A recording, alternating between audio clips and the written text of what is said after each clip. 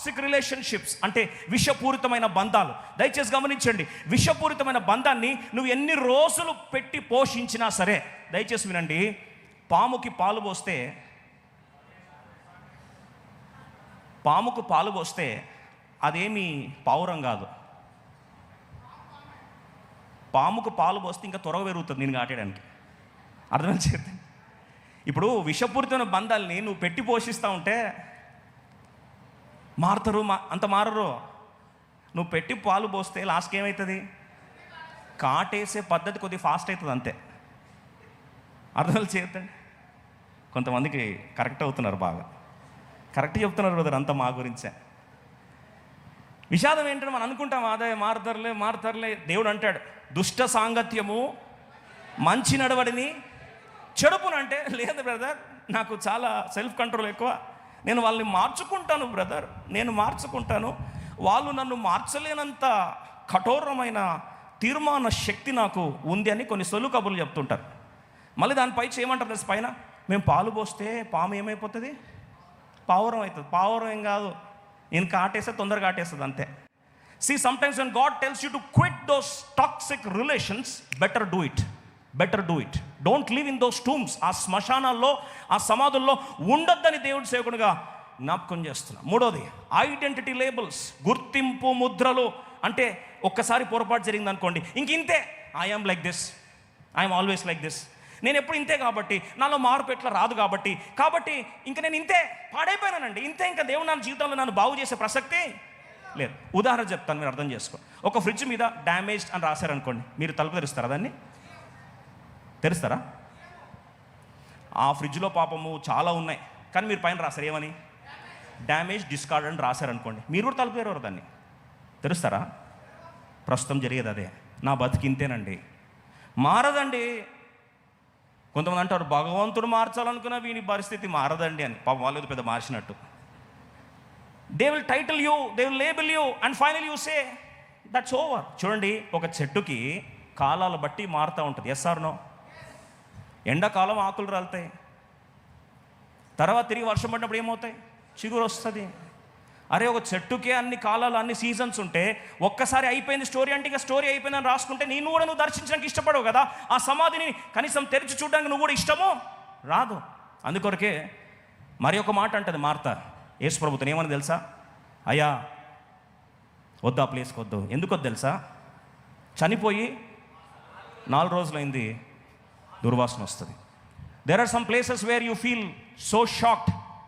అక్కడ అవమానం తలదించుకునే పరిస్థితి వచ్చిందని చెప్పి ఆ ప్లేస్లలో బతకలేక, అట్లని బయటకు రాలేక, ఆ జ్ఞాపకాల్లో చిదిమి వేయబడుతూ ఈరోజు బహుశా నీ జీవితం నువ్వు నరకయాతన అయిపోయి బంధకాలు ఉండిపోతే, ఈరోజు ప్రభు జ్ఞాపకం చేస్తున్నాడు, స్వసత్యము నిన్ను స్వతంత్రులుగా చేయునుగాక. ఇంకొన్ని సమాధులు ఉంటాయి, క్షమించలేకపోవడం, అన్ఫర్గివ్నెస్ అనే టూంబ్.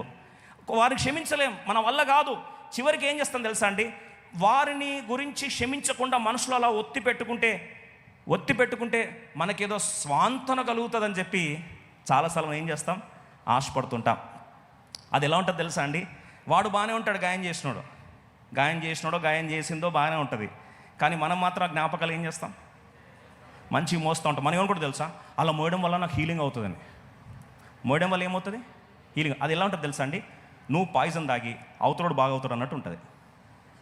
నువ్వు పాయిజన్ మోస్తున్నావు, పాయిజన్ ఎవరు మోస్తున్నారు? క్షమించలేకపోవడం అనేది, ఆ చేదు గుర్తులు అనేవి నువ్వు మోస్తూ దాన్ని ఒక పాయిజన్తో గుర్తుపెట్టుకుందాం. మనం ఎట్లా వెయిట్ చేస్తున్నాం అంటే, అవతల వ్యక్తి ఏం కావాలా? సిక్ కావాలా? అవతల వ్యక్తి ఏం కావాలో? పాయిజన్ అవ్వాలి. అవి అవతల వ్యక్తి ఏం కావాలి? నష్టం ఎవరికి వస్తుందండి? నష్టం ఎవరికి వస్తుంది? క్షమించలేకపోయే మనసున్నోళ్ళకే నష్టం వస్తుంది.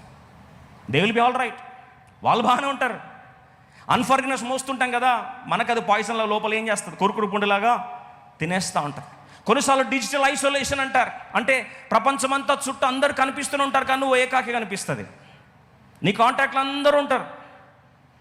ఓ లిస్టు చూస్తే చివరికి నువ్వే ఆశ్చర్యపోతావు, ఇంతమంది ఫ్రెండ్ లిస్ట్ ఉంటుంది, కానీ నువ్వు ఏకాకిలా కనిపిస్తావు. చివరికి నీకు అనిపిస్తా, ఇంతమంది నాకు గుడ్ మార్నింగ్ పెడుతున్నారే, కానీ నాకు ఎందుకు లోపల ఒంటరితనం అనిపిస్తూ ఉంది అని. సమ్టైమ్స్ కంపారిజన్ కల్చర్, పోటీ చేస్తూ వారిని మనం పోల్చుకుంటూ మన గాయాల్లో మనం ఏం చేస్తాం తెలుసా? వాళ్ళ బెస్ట్ వర్షన్ రీల్లో ఒక అప్లోడ్ చేసి ఉంటారు. ఏది? ఒక రీలో ఒక ఫిల్టర్ చేసి ఎడిట్ చేసిన ఒక ఫోటోనో వాళ్ళ బెస్ట్ వర్షన్ ఫోటో ఉంటుంది ఒకటి, అది పెట్టుకుంటారు. నువ్వు దాన్ని కంపేర్ చేసుకున్నా, అయ్యో నేను ఇట్లా అయిపోయినానే, నా ఉద్యోగం ఇట్లా అయిపోయిందే, నా పిల్లలు ఇట్లా అయిపోయినరే, నా బతికి ఇట్లా అయిపోయి.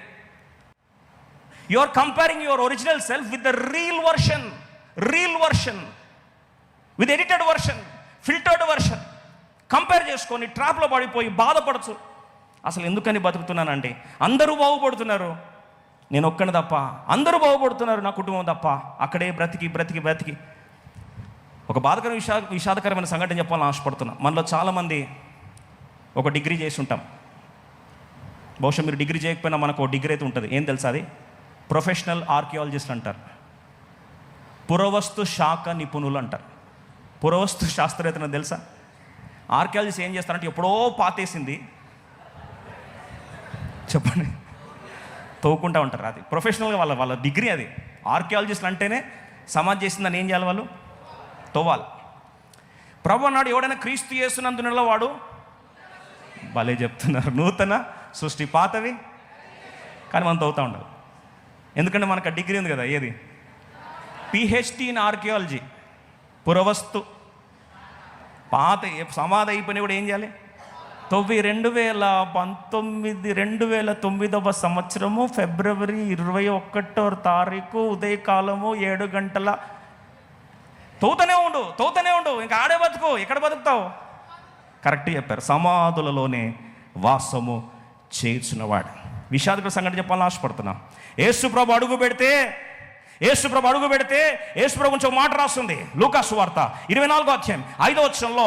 మరియా కూడా అక్కడ సమాధిలో వెతుకుంటా ఉన్నది యేసుప్రభుని, శ్మశానంలో వెతుకుంటా ఉంది యేసుప్రభుని, ఒక మృతులైన యేసుప్రభుని వెతుక్కుంటుంది. ఒక మాట చెప్పాలని ఆశపడుతున్నా, మరియా లాగా ఇద్దరిని ఆరాధించవచ్చు. నువ్వు ఒక మృతతుల్యమైన యేసుప్రభుని వెతుక్కుంటూ రావచ్చు, పునరుద్ధారణ యేసుప్రభుని వెతుకుతూ రావచ్చు. ఈ రాత్రి నీ పరిస్థితి ఏమైండొచ్చు? ఈరోజు ఏ పరిస్థితి ఒకసారి చూద్దాం రండి. వారు భయపడి ముఖములను నేల మోపి ఉండగా, వీరు సజీవుడైన వానిని మీరు ఎందుకు మృతులలో వెతుకుతున్నారు? Why are you searching the living amongst the dead?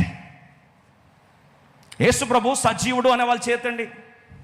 మరి యేసుప్రభు సజీవుడైతే ఆయన విశ్వాసం ఉంచి మనము తీర్పులోనికి రాక మరణంలో నుండి జీవంలోకి దాటినారని నిశ్చయముగా చెప్పు. అందుకొరకే మనం బీసీ కాలం కాదు. బీసీ అంటే ఏం తెలుసా? Before Christ. క్రీస్తు శకములో, క్రీస్తు యొక్క పునరుద్ధాన భూమిలో ఉన్న మనము మరియా కదా వచ్చి పొరపాటు వెతుకుతా ఉంటే ప్రభు దూతలు జ్ఞాపకం చేస్తూ అంటారు, అయ్యా మీరు సజీవుణ్ణి, అమ్మా మీరు సజీవుణ్ణి మృతుల్లో ఎలా వెతుకుతారమ్మా? How can you search the living amongst the dead? How long you want do that? బహుశా ఈరోజు కొందరు జ్ఞాపకం చేసుకుంటూ, ఎందుకంటే నేను బాధపడుతున్నాను. ఒక మాట చెప్పాలన్నా, లైఫ్ టెంపుల్ క్యాప్షన్ యోహాను సువార్త 10:10, జీవం ఇచ్చుటకును అది ఎలా ఇవ్వడానికి వచ్చాడు? సమృద్ధిగా ఇవ్వడానికి వచ్చాడు.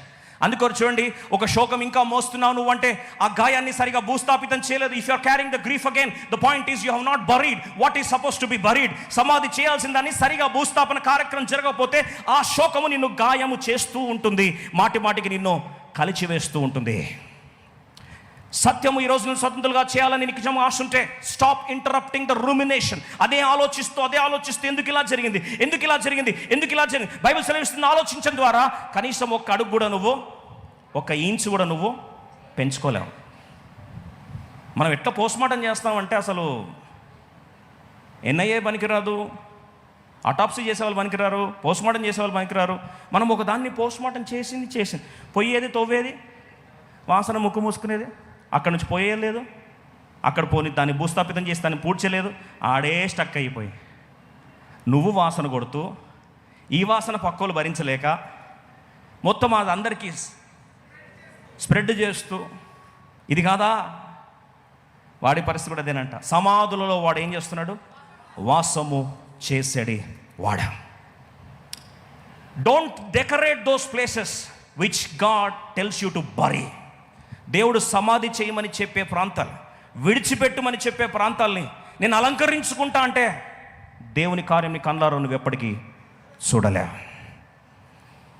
విషాదకర సంఘటన ఏంటంటే వాడు ఆ ప్రాంతంలో ఉండి అలవాటు పడిపోయి, చూడండి ఇండైరెక్ట్ మీనింగ్ ఏంటంటే ఆ ప్రాంతంలో ఉంటే లాస్ట్కి వాడికి ఎట్లా కొన్ని రోజులు అయిపోయిన తర్వాత వాడు ఏమవుతాడండి?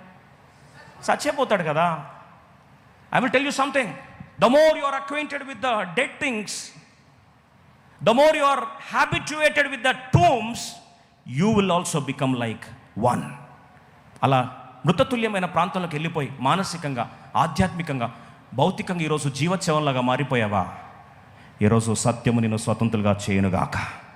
యేసు ప్రభు వారు వెతుక్కుంటూ వచ్చాడు ఆ ప్రాంతంలో ఉన్నవాడిని. ఈరోజు ప్రభు నిన్ను వెతుక్కుంటూ వస్తున్నాడు. God is searching for you when you are trying to live a compromise life in the tombs that you built your self. నువ్వు కట్టుకున్న సమాధుల మధ్యలో నీవే నివాసము చేస్తున్న నీ జీవితంలో ఈరోజు దేవుడు వెతుక్కుంటూ వచ్చాడు. వాక్య స్వరూపి అయిన దేవుడు ఈరోజు వెతుక్కుంటూ నీ ఎందుకు వస్తున్నాడు తెలుసా? ఈరోజు నువ్వు సమాధుల్లోంచి బయటకి రావాలి, నిన్ను దేవుడు విడిపించునుగాక.